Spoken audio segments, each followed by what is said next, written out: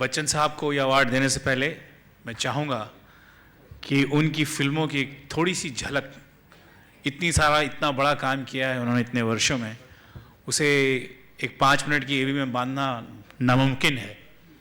लेकिन हमने कोशिश की है सर कि आपके कुछ बेहतरीन मोमेंट जो आपने स्क्रीन पे दिखाए हैं उन्हें हम एक एवी में डाल सकें। Can we have the AV please? कहानी है एक ऐसे इंसान की जिसने अपनी जिंदगी में बड़े से बड़ा रिजेक्शन सहा और फिर वो बन गया इस सदी का महानायक, जिसे हम अमिताभ बच्चन कहते हैं। My brother Ajitat was very instrumental in my coming into films. He came across Khwaja Ahmad Abbas, who was making a film called Saath Hindustani, where he was looking for newcomers.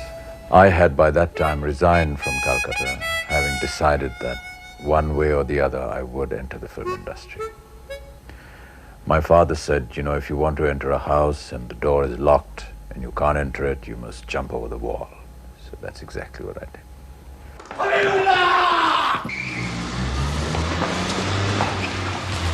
And by 22, take 2.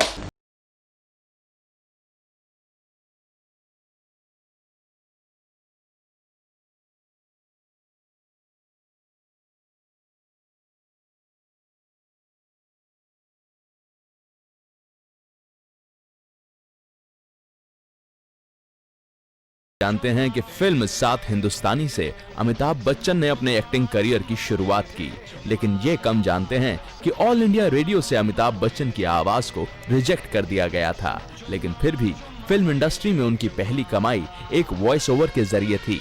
ये जलते हैं, फूल खिलते हैं, बड़ी मुश्किल से मगर दुनिया में दोस्त मिलते हैं, दिए जलते हैं। 70 का दशक बड़ा ही जज्बाती था, जहां पर रोमांस फेड आउट हो रहा था और एंग्री यंग मैन आगे बढ़ रहा था। पब्लिक में एक तरफ गरीबी थी, गुस्सा था, और उस गुस्से को ट्रांसफॉर्म किया गया अमिताभ बच्चन की पर्सनालिटी द्वारा उनकी फिल्म्स में। किस साले ने सोमो पे हाथ उठाया? बोलो, कौन है वो माइकल लाल जो अपनी माँ का दूध आजमाना चाहता है? आजा सामने। डॉन का इंतजार तो 11 मुल्कों की पुलिस कर रही है, लेकिन सोनिया, एक बात समझ लो, डॉन को पकड़ना मुश्किल ही नहीं, नामुमकिन है। हम भी वो हैं जो कभी किसी के पीछे नहीं खड़े होते हैं, जहां खड़े हो जाते हैं लाइन वहीं से शुरू होती है। विजय दीनानाथ चौहान, पूरा नाम। बाप का नाम दीनानाथ चौहान। अमिताभ बच्चन की जोड़ी एक से बढ़कर एक प्रोड्यूसर डायरेक्टर के साथ बनी, चाहे वो यश चोपड़ा हो, प्रकाश मेहरा, रमेश सिप्पी, इन सभी के साथ अमिताभ बच्चन की जोड़ी ऐसी बनी कि बस बॉक्स ऑफिस पर इनका राज हुआ। अरे दीवानो मुझे पहचानो, जरा पहचानो, मैं हूँ डॉन, मैं हूँ डॉन, मैं हूँ डॉन, मैं हूँ, मैं हूँ, मैं हूँ डॉन। और आज इस उम्र में भी अमिताभ बच्चन बहुत सारे यंग हीरो से कहते हैं, अबे बुड्ढा होगा तेरा बाप। हिंदी सिनेमा के इतिहास में ये शहंशाह जहां खड़ा हो जाए, सही मायनों में लाइन वहीं से शुरू होती है। खेल जब फिर शुरू होगा तो मोरे हम उसी जगह से उठाएंगे जहां इस वक्त धरे। So, दोस्तों हम शाम को आगे बढ़ाएंगे। मैं रिक्वेस्ट करूंगा हिज एक्सीलेंसी गवर्नर महाराष्ट्र को कि please give the honour to Amitabh ji.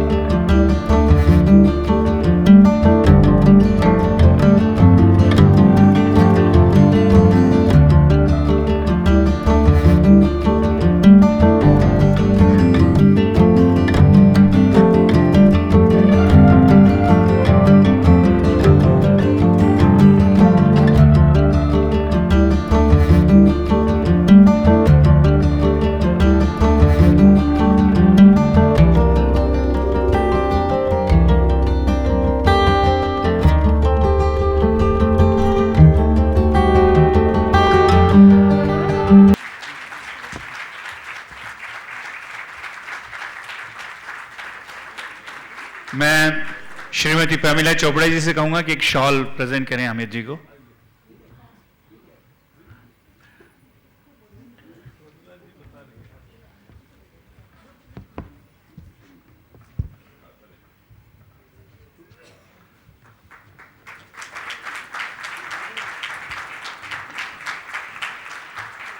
मैं सिमी जी से गुजारिश करूंगा कि एक शॉल प्रेजेंट करें।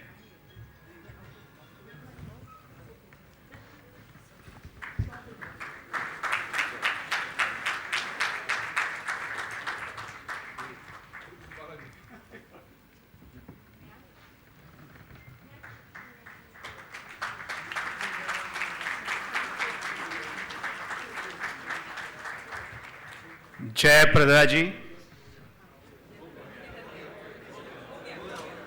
and Anuranjan, please.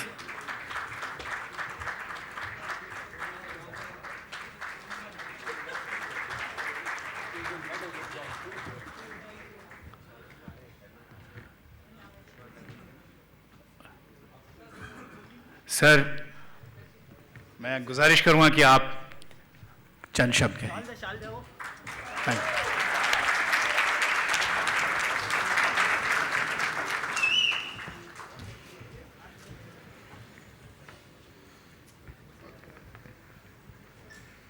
महाराष्ट्र के राज्यपाल राव साहब, शिंदे जी, जावड़ेकर साहब, पैमेला, सिमी जी, जयप्रदा जी, मंच पर उपस्थित सभी अतिथिगण, देवियों और सज्जनों,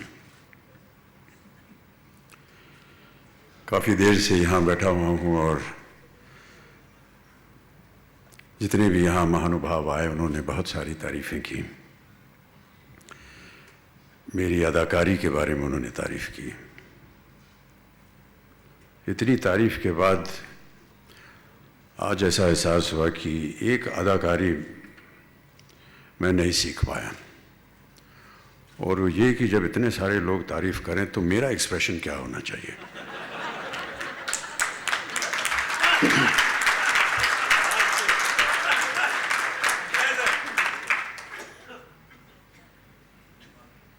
केवल धन्यवाद शब्द जो है बड़ा छोटा लगता है ऐसे अवसरों पर,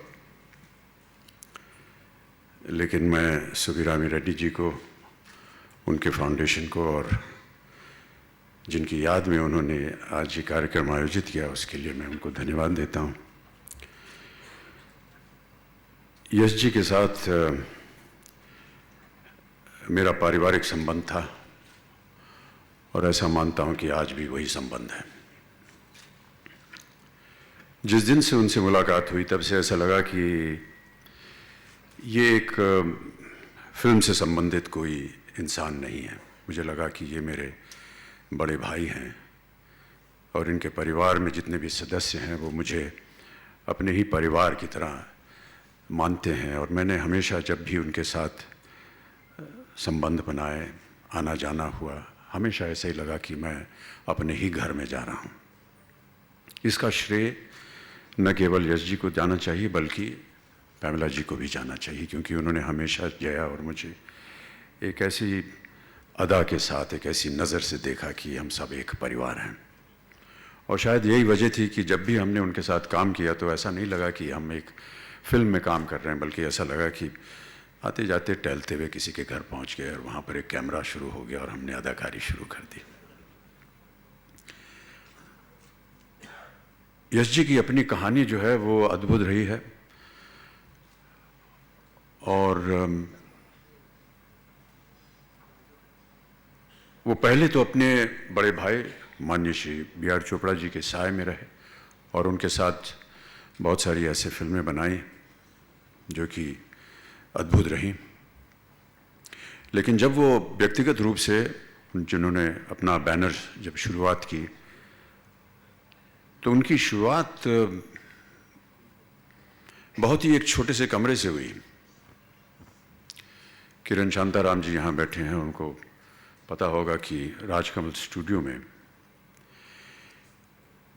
पहले मंजिल में, जहाँ पर स्टूडियो फ्लोर था, वहाँ पहली मंजिल पे जहाँ पर प्रोडक्शन के कपड़े रखे जाते थे, यंत्र वगैरह रखे जाते थे, उसी लाइन में एक छोटा सा कमरा था जहाँ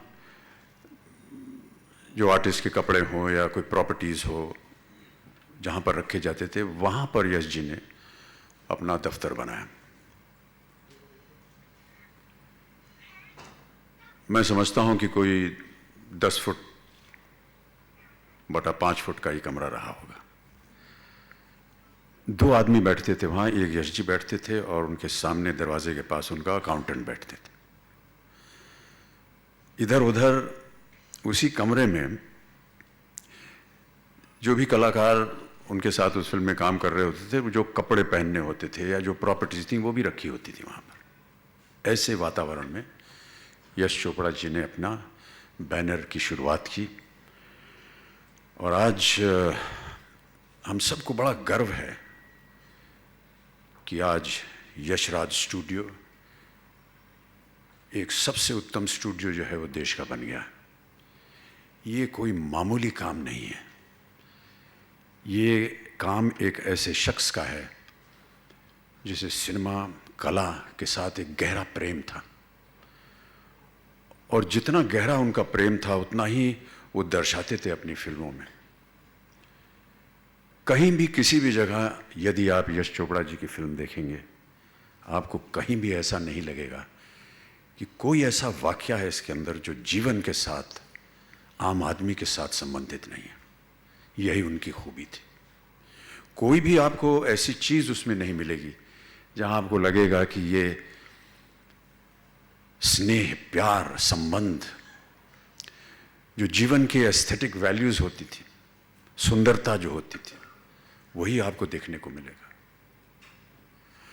मेरे साथ जब उन्होंने काम शुरू किया तो एक छोटी सी रोमांटिक फिल्म थी जिसे वो प्रोड्यूस कर रहे थे, लेकिन उसका निर्देशन कर रहे थे उनके एडिटर प्राण तलवार साहब। और 10-12 दिन शूटिंग करने के बाद सलीम जावेद साहब आए एक दिन हमारे घर और उन्होंने हमें दीवार की स्क्रिप्ट सुनाई और मुझे बहुत अच्छी लगी। उन्होंने कहा कि इसका निर्देशन जो है वो हम चाहते हैं यश जी करें। मैंने कहा मैं तो यश जी के साथ एक फिल्म कर ही रहा हूँ, अभी अभी शुरुआत हुई उसकी।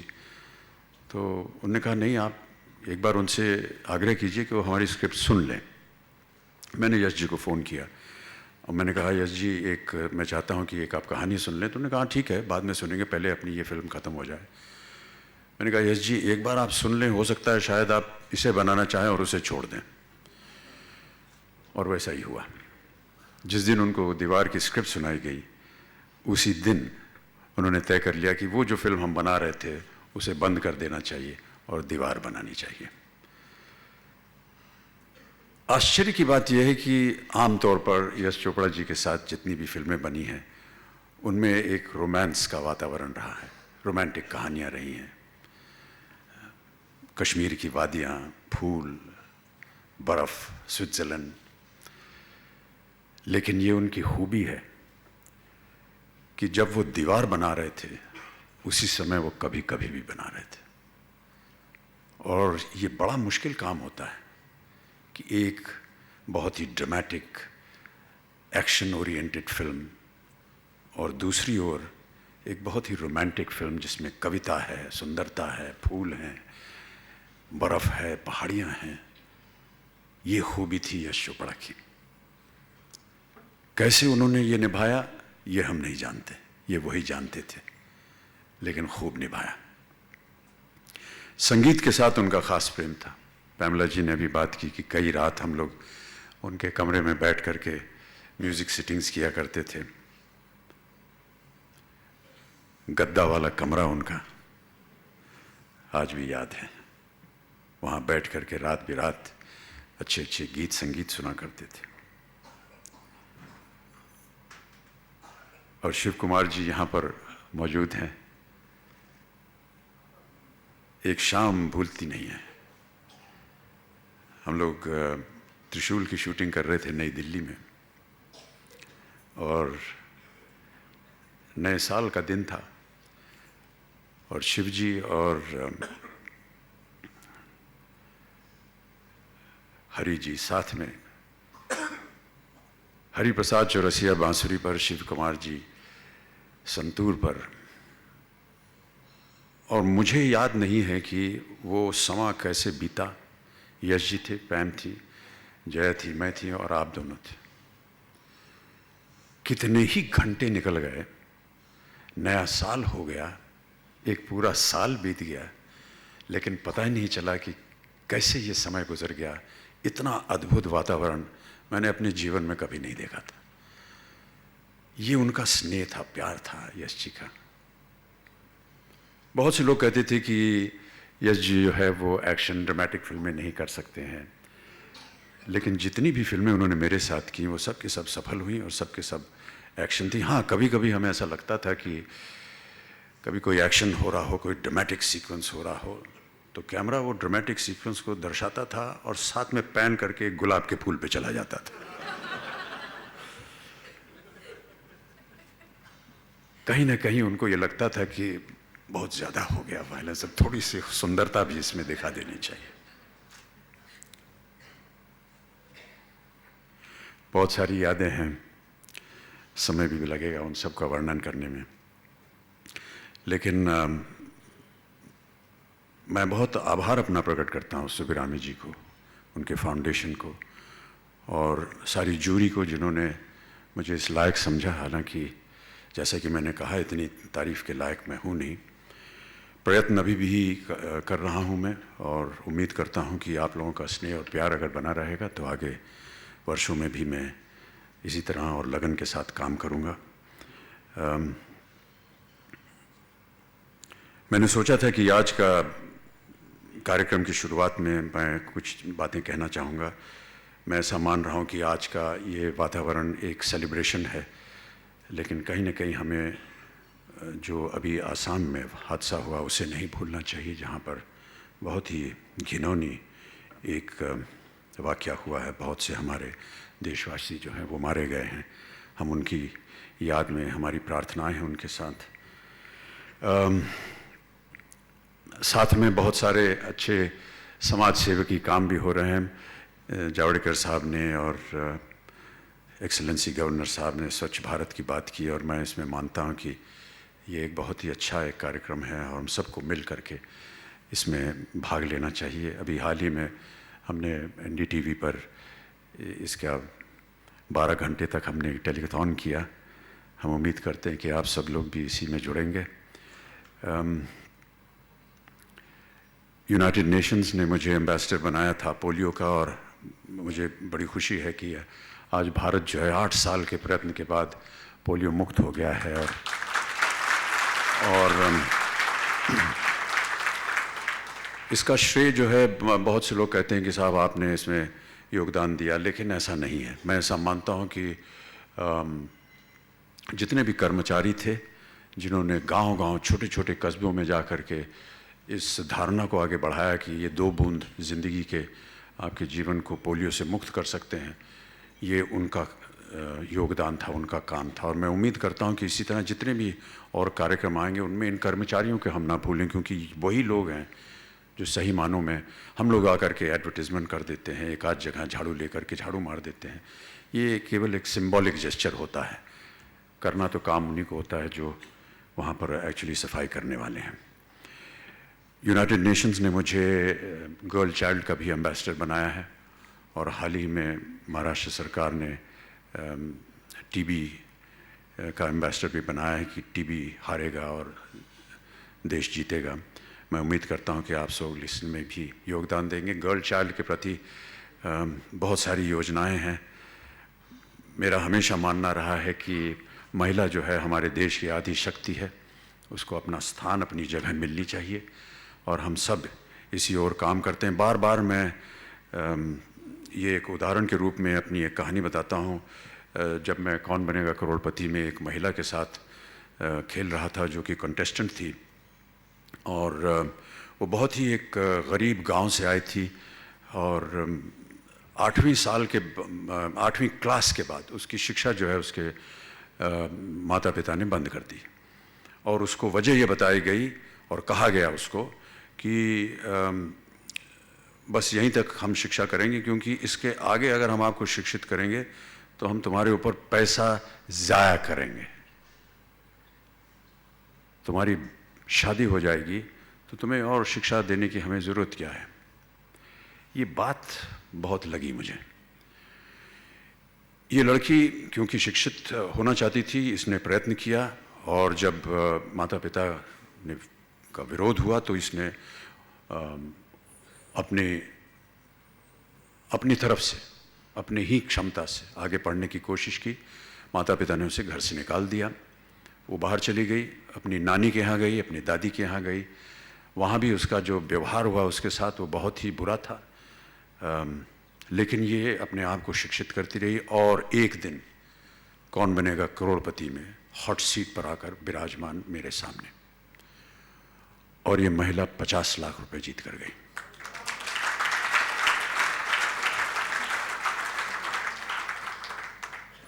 मैंने उससे जब पूछा कि आप इन रुपयों का क्या करेंगे, उसने कहा मैं ये चेक ले जा करके अपने पिता को दिखाऊंगी और कहूंगी कि एक महिला, एक नारी, एक बेटी भी आपके एक परिवार का बहुत ही जबरदस्त एसेट है। और मैं चाहता हूं कि हर महिला इस देश इसी धैर्य के साथ, इसी लगन के साथ काम करे, और हम सबको ये जता सके कि आज देश में जो महिलाएं हैं उनकी आधी शक्ति हमारे लिए बहुत आवश्यक है। बहुत बहुत धन्यवाद। एक बार थोड़ा And I thank you, Bachchan Saab, for being here and for supporting the girl child. And I think everybody in this room, that is one lesson we should take home, that very, very important. We all work towards the girl child. We all do. We have an organization called Beti where we do a lot. And I have a lot of supporters sitting in this room. So it'd be wonderful if we can all contribute towards the girl child at home, educating. Because what happens is that we somehow, like he says, we've experienced this with so many young girls who come to us that they don't have money for education, and that is the reason they are left behind. So I think, sir, you supporting this it means a lot, because there are a lot of people in this room who are working towards this, and we've been doing this for a long time. And the fact that you are talking about this, I'm sure a lot more is going to happen. Ramesh Taurani ji is one of the biggest supporters when it comes to educating the girl child. And he has done anything and always been there for us. I thank you all so much this evening, and we hope to see you year on year at the Yash Chopra Memorial Award. And Pam ji, a very, very special thank you to you, and Subhi sir, without whom this would not have been possible. Thank you so much. Thank you.